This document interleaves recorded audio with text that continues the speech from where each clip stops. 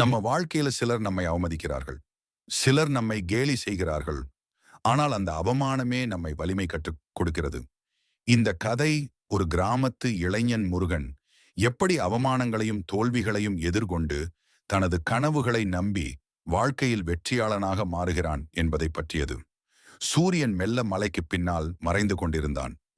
தாமரை தாழ்வரையில் பசுமையான வயல்கள் தங்கள் பச்சை நிற ஒளியில் திளைத்து நின்றன.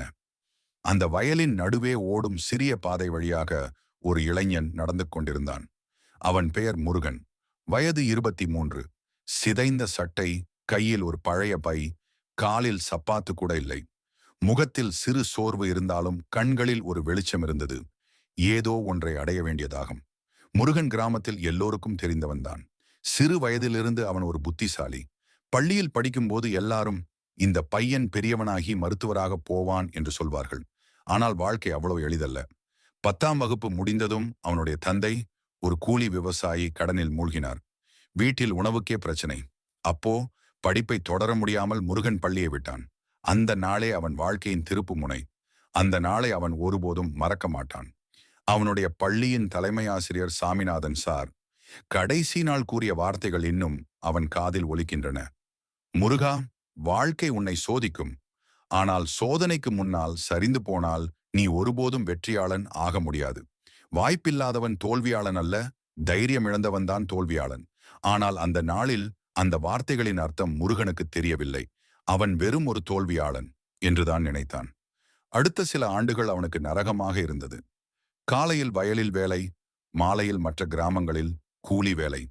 எங்கே போனாலும் பள்ளி விட்டு விட்ட பையன் என்று எல்லாரும் கேலி செய்தார்கள்.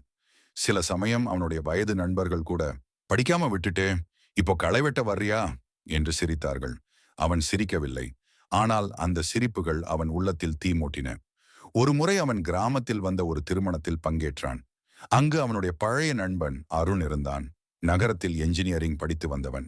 அருண் பெருமையாக பேசிக் கொண்டிருந்தான். நான் இப்போ கல்லூரியில் ரோபோட்டிக்ஸ் போட்டியில ஜெயிச்சிருக்கேன். அடுத்த மாதம் சென்னை போறேன். முருகன் அமைதியாக கேட்டான். யாரும் அவனிடம் பேசவில்லை. அவன் ஒரு மூலையில் நின்றான். சிலர் பக்கத்தில் நின்று சிரித்தார்கள். அவன் பக்கத்திலே நின்னா துர்நாற்றம் வரும்பா. முழுக்க வெயிலில் வேலை பண்றவன். அவமானம். அந்த சொல்லு அவனுடைய இதயத்தில் தீப்பற்றி எரிந்தது. அந்த இரவு வீட்டுக்கு வந்து அவன் தாயிடம் சொன்னான், அம்மா, நாம ஏழைகள்தான். ஆனா இதுக்காக நான் நானாக இருக்க முடியாது. எனக்கு படிக்கணும். எனக்கு வாழ்க்கை மாற்றணும். அம்மா கண்ணீர் விட்டார். முருகா, நம்ம வீட்டில் பணம் இல்லையே மகனே. முருகன் புன்னகைத்தான். பணம் இல்லாதது குறை இல்லை அம்மா, முயற்சி இல்லாததுதான் குறை. அந்த இரவில் இருந்து அவன் வாழ்க்கை மாறியது. அவன் இரவு வேலை முடித்து வந்ததும் விளக்கெண்ணெய் விளக்கின் ஒளியில் பழைய புத்தகங்களை எடுத்துக்கொண்டு படிக்கத் தொடங்கினான். கிராமத்தில் பழைய ஆசிரியர் ஒருவர் இருந்தார். சரவணன் மாஸ்டர். அவர் ஒரு ஓய்வு பெற்ற பள்ளி ஆசிரியர். முருகன் அவரிடம் போய் கேட்டான், மாஸ்டர், எனக்கு மீண்டும் படிக்கணும். நீங்க எனக்கு உதவ முடியுமா? மாஸ்டர் சிரித்தார். நீயே கேட்டே விட்டாய் முருகா, இப்போ தொடங்கலாமா? அந்த நாளில் இருந்து முருகனுக்கு ஒரு புதிய ஆசிரியர் கிடைத்தார். மாஸ்டர் அவனுக்கு தினமும் இரவு நேரம் இலவசமாக பாடம் சொல்லித் தரத் தொடங்கினார். கணிதம், அறிவியல், தமிழ் அனைத்தும். முருகன் உழைத்தான். நாள் முழுக்க வயலில் வேலை செய்தாலும் இரவில் கண்களில் தூக்கமில்லாமல் படித்தான். ஆனால் கிராம மக்கள் இன்னும் அவனை நம்பவில்லை. அவனாலா ஏதாவது ஆகுமா என்று சிரித்தார்கள். ஒரு நாள் தேக்கடை அருகே சிலர் பேசிக் கொண்டிருந்தார்கள். முருகன் கேட்கும்படி ஒருவர் சொன்னார், அவன் ஒரு மூடன். வாழ்க்கை முழுக்க வேலையாதான் முடியும். படிப்புல நம்பிக்கை வச்சா பசிக்கு எங்கே போவான்? முருகன் அந்த சொற்களை கவனமாக கேட்டான். அவன் சிரித்தான். நான் பதில் சொல்ல மாட்டேன், வாழ்க்கையாலே சொல்ல வைப்பேன் என்றான் அவன் மனதில். 2 ஆண்டுகள் கடந்தன. முருகன் தனியாக கற்றுக்கொண்டான். 12ஆம் வகுப்பு தனியார் தேர்வில் முடிவுகள் வந்த நாள் அவன் பக்கத்து கிராமம் முழுக்க அதிர்ந்தது. முருகன் தேர்ச்சி பெற்றான். அதுவும் முதல் வகுப்பு மதிப்பெண்களுடன். மாஸ்டர் கண்ணீர் விட்டார். முருகா, நீ சாதிச்சிட்டே. இப்போ தொடக்கம்தான் இது. ஆனால் வெற்றிக்கு முன் இன்னும் சோதனைகள் இருந்தன. முருகன் 12ஆம் வகுப்பு தேர்வில் தேர்ச்சி பெற்றதும் கிராமமெங்கும் பேசப்பட்டது. ஆனால் அந்த மகிழ்ச்சி சிலருக்கு மட்டுமே. சிலர் மீண்டும் கிண்டலாகத்தான் பார்த்தார்கள். அவனாலே என்ன ஆகும்? இப்போ நகரம் போயிட்டு தானே பணமில்லாம திரும்ப வருவான். முருகன் சிரித்தான். அவன் தெரிந்தவன், வெற்றி பாதை சவால்களால் நிரம்பியதுதான். மாஸ்டர் அவனை அருகில் அழைத்தார். முருகா, உன் திறமை வீணாக கூடாது. நீ கல்லூரியில் சேரணும். நான் கொஞ்சம் பரிந்துரை எழுதி கொடுப்பேன். நம்ம ஊர்ல இருந்து தூரம் போய் படிக்கணும்.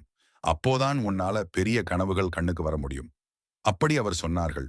முருகன் அவ்வாறுதான் முடிவு செய்தான். நகரம் நோக்கி முதல் பயணம். ஒரு காலை அவன் தாயிடம் தலைவணங்கி ஒரு சிறிய பையை பிடித்து பஸ் ஏறினான். அந்த பஸ்ஸில் அவன் மனசு பல நினைவுகளால் நிறைந்தது. கிராமம், தாய், மாஸ்டர், வயல்கள், அந்த கேலி சொற்கள். பஸ் நகரம் நோக்கி சென்று கொண்டிருந்தது. வெளியில் மலைகள் மறைந்து மண் வீடுகள் சிமெண்ட் கட்டடங்களாக மாறின. முருகன் ஜன்னலிலிருந்து பார்த்தான். இதுதான் எனது புதிய உலகம் என்று மனதில் சொன்னான். அவன் ஒரு சிறிய அரசு கல்லூரியில் சேர்ந்து கொண்டான். பொருளாதாரம், எக்கனாமிக்ஸ் துறையில். ஆனால் அவனுடைய வாழ்க்கை அங்கேயும் சுலபமில்லை. பணம் இல்லை, தங்கும் இடமில்லை. அவன் ஒரு சிறிய பாட்டி வீட்டில் சிறிய அறை ஒன்றை வாடகைக்கு எடுத்தான். காலை பால் விநியோக வேலை, மாலை படிப்பு. சில சமயம் இரவிலும் ஹோட்டலில் தட்டுச் செய்தான். அந்த பல்கலைக்கழக வாழ்க்கையில் அவனை யாரும் கவனிக்கவில்லை. அவனுடைய பழையது, செருப்பு கிழிந்தது. சில நேரங்களில் பசியுடன் இருந்தான். ஒரு நாள் வகுப்பில் பேராசிரியர் கேள்வி கேட்டார். இந்த மாதிரி பொருளாதாரத்தில் வாய்ப்பு விலை என்றால் என்ன? முருகன் உடனே எழுந்தான். ஒரு வாய்ப்பை தேர்ந்தெடுக்கும் போது மற்றொரு வாய்ப்பை இழப்பதுதான் வாய்ப்பு விலை. சார், வகுப்பில் இருந்த சில மாணவர்கள் சிரித்தார்கள். அவனுக்கு எல்லாம் தெரியும் போல இருக்கே. வேலையாடன் மாதிரி உடை போட்டு பேராசிரியருக்கு பதில் சொல்றான். முருகன் அமைதியாக இருந்தான். அந்த சிரிப்பு அவனுக்கு புதிய சக்தி தந்தது. அவன் புஸ்தகத்தில் எழுதினான். ஒரு நாள் நான் பேசும்போது இவர்கள் சிரிக்க மாட்டார்கள், கைத்தட்டுவார்கள். மறக்க முடியாத இரவு. ஒரு இரவு மழை பெய்து கொண்டிருந்தது. அவன் சிறிய அறையில் உட்கார்ந்து பழைய விளக்கொளியில் படித்துக் கொண்டிருந்தான். திடீரென மழை நீர் உள்ளே ஊறி வந்தது. புத்தகங்கள் நனைந்தன. அவன் அவற்றை தன் சட்டையால் துடைத்தான். அந்த நேரத்தில் அவன் மனதில் ஒரு வாக்குறுதி பிறந்தது. என்னை எத்தனை மழையும் நனைக்கட்டும், நான் நின்ற இடத்திலிருந்து விலக மாட்டேன். அடுத்த ஆண்டு கல்லூரி தேர்வில் முருகன் முதல் ரேங்க் பெற்றான். அந்த செய்தி கல்லூரியில் பரவியது. அவனை சிரித்த மாணவர்கள் திடீரென மரியாதையாக பேசத் தொடங்கினர். பேராசிரியர் அவனை அழைத்து, முருகா, உன் உழைப்புக்கு நான் பெருமைப்படுகிறேன். நீ இனி அரசு புலமை பரிசில் பெறலாம் என்றார். முருகனின் கண்களில் கண்ணீர் வந்தது. அவன் தன் அம்மாவை நினைத்தான். அம்மா, உனக்காகத்தான் இதெல்லாம். புதிய சோதனை. ஆனால் வாழ்க்கை மீண்டும் சோதனை வைத்தது. அவனுடைய தாய் நோய்வாய்ப்பட்டார். அவர் மருத்துவமனையில் அனுமதிக்கப்பட்டார். முருகன் படிப்பை விட்டுவிட வேண்டிய நிலை. அவன் தாயின் படுக்கை அருகே அமர்ந்து அவள் கையை பிடித்தான். மகனே, நீ எனக்காக படிப்பை விடாதே. நீ படிக்கிறதே எனக்கு மருந்து என்று தாய் சொன்னாள். அந்த வார்த்தைகள் அவனை நெஞ்சுக்குள் தள்ளியது. அவன் பகலில் வேலை செய்து இரவில் மருத்துவமனைக்கு போய் தாயை பார்த்தான். அவ்வாறு மாதங்கள் கடந்து போனது. ஒரு நாள் தாயின் நிலை மோசமடைந்தது. அவள் அவனை பார்த்து சொன்னாள், முருகா, நான் போயிட்டாலும் நீ நின்னது நிறுத்தாதே. நம்ம கிராமத்துக்கு நீ ஒளியாக இருக்கணும். அந்த இரவே அவள் மரணம் அடைந்தார். முருகனின் உலகம் ஒரு நொடிக்கு மங்கியது. அவன் மண்ணில் விழுந்து அழுதான். ஆனால் மறுநாள் காலையில் கண்ணீரை துடைத்துக் கொண்டு எழுந்தான். அம்மா, நீ சொன்னது போல் நான் நிற்கப் போறேன் என்று கூறினான். அந்த நாளிலிருந்து முருகன் முழுமையாக மாற்றமடைந்தான். அவன் படிப்பை இன்னும் தீவிரமாக கற்றான். எழுச்சியின் தொடக்கம். அவன் கல்லூரி முடித்த போது தங்கப்பதக்கம், கோல்ட் மெடல் பெற்றான். பத்திரிகைகள் எழுதின, ஒரு கூலி விவசாயியின் மகன் தங்கப்பதக்கம் பெற்றார். அவனை பார்த்து பலரும் வியந்தார்கள். அவன் கிராமத்துக்கு திரும்பிய போது அதே தேக்கடை, அதே மனிதர்கள். ஆனால் இப்போது அவர்கள் சிரிக்கவில்லை. ஒருவர் வந்தார். முருகா, நாங்க உன்னை தவறாக புரிந்துகிட்டோம். நீ எங்களை எல்லாரையும் பெருமைப்படுத்திட்டே. முருகன் புன்னகைத்தான். நான் எந்த கிண்டலையும் வெறுப்பாக எடுத்துக்கொள்ளல. அதுதான் எனக்கு வலிமை தந்தது. முருகன் தங்கப்பதக்கம் பெற்ற பின் வாழ்க்கையில் ஒரு புதிய வாய்ப்பு திறந்தது. அவனுக்கு அரசு அலுவலகத்தில் சிறந்த வேலை கிடைத்தது. திட்ட அலுவலர், ப்ராஜெக்ட் ஆபீசர் என்ற பதவி. அவனுடைய வேலை கிராம வளர்ச்சி திட்டங்களை நடத்துவது. அவன் மனதில் ஒரு எண்ணம் எரிந்தது. என்ன மாதிரி ஏழை பையன்கள் கல்வியிலிருந்து விலக வேண்டிய நிலை வரக்கூடாது. அவன் வேலைக்கு சென்ற முதல் மாதமே தனது ஊரை நினைத்தான். அவன் தாயின் குரல், மாஸ்டரின் முகம், வயல்களின் வாசனை எல்லாம் நினைவுக்கு வந்தது. அவன் தீர்மானித்தான், அவனுடைய கிராமத்திலிருந்து வாழ்க்கையை மாற்றப் போகிறான். தாயின் கனவை நனவாக்கும் முயற்சி. முருகன் தன் ஊருக்கு வந்தான். அந்த ஊரில் இன்னும் சிலர் அவனை பார்த்து நம்ப முடியாமல் பார்த்தனர். இவன்தான் நம்ம ஊர்ல பள்ளி விட்டு போனவன் தானே, இப்போ அதிகாரியா என்று பேசினர். முருகன் தாழ்மையாக சிரித்தான். அவன் ஒரு கூட்டத்தை ஏற்பாடு செய்தான். பள்ளி மைதானத்தில் அனைவரையும் அழைத்தான். அவனுடைய உரை அமைதியாக தொடங்கியது. என்னை யாரும் நம்பவில்லை, ஆனால் நான் என்னை நம்பினேன். நம்ம கிராமத்தில் இன்னும் பல முருகன்கள் இருக்கிறார்கள். அவர்களுக்கு ஒரு வாய்ப்பு கொடுத்தால் அவர்கள் உலகத்தையே மாற்றி விடுவார்கள். அவன் அந்த நாளில் நம்பிக்கை கல்வி மையம் என்ற இலவச வகுப்பை தொடங்கினான். அவன் தன் சம்பளத்தின் ஒரு பகுதியை அதற்காக செலவழித்தான். மாஸ்டர் சார் மீண்டும் அவனுடன் சேர்ந்தார். குழந்தைகள் வந்து படிக்கத் தொடங்கினர். கிராம மக்கள் முதலில் பார்த்து கொண்டே இருந்தனர்.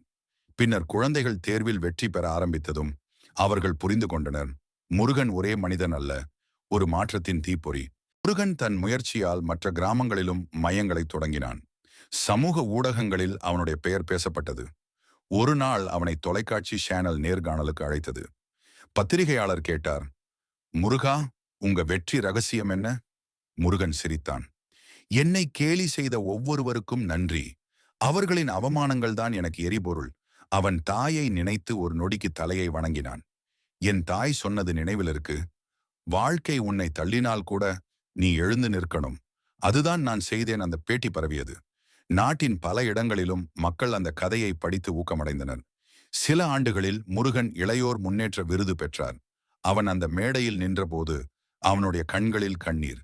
கூட்டம் முழுக்க கைத்தட்டலால் அதிர்ந்தது.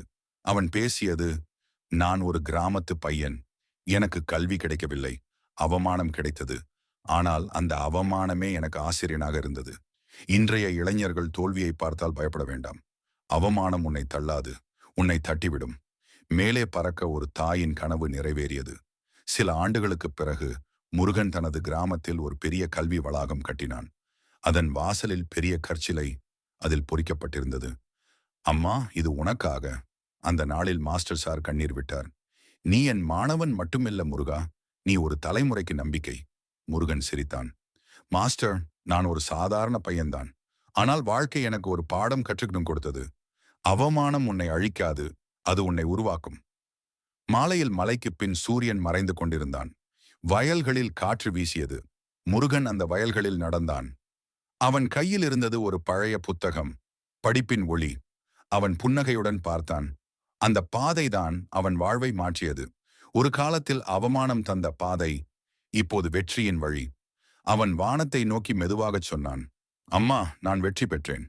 அந்த மாலை காற்று அவனது வார்த்தைகளை தாலாட்டு போல கொண்டு சென்றது. அவனுடைய கதை ஒரு கிராமத்து இளைஞன் அவமானங்களில் இருந்து எழுந்து உலகத்தையே ஒளியால் நிரப்பிய கதை. வாழ்க்கை உன்னை அவமானப்படுத்தினால் நீ மௌனமாக இருக்க வேண்டாம். உன் செயலால் பதில் சொல்லு. நன்றி நண்பர்களே.